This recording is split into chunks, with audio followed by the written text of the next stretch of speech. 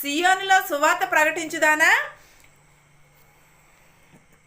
సియోను సువార్త ప్రకటించుదానా, ఉన్నత పర్వతం ఎక్కుమని చెప్పుచున్నాడు. యెరూషలేము సువార్త ప్రకటించుచున్నదానా, బలముగా ప్రకటించుము, భయపడక ప్రకటించుము. ఇదిగో నీ దేవుడు అని యోధా పట్టణములకు ప్రకటించును.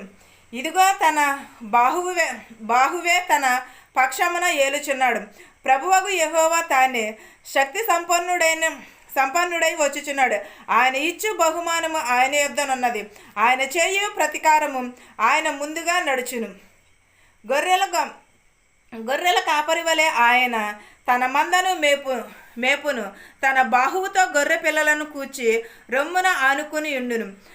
పాలిచ్చువానిని ఆయన మెల్లగా నడిపించును. ఏంటండి, గడ్డి ఎండిపోవును, పువ్వు రాలిపోవును, దేవుని వాక్యమే ఎప్పుడును కూడా నిలిచి ఉండును. మన కాపరి యెహోవా. మనము దేవునికి లోబడి ఉండాలి, సత్యమునే మనం నమ్మాలి.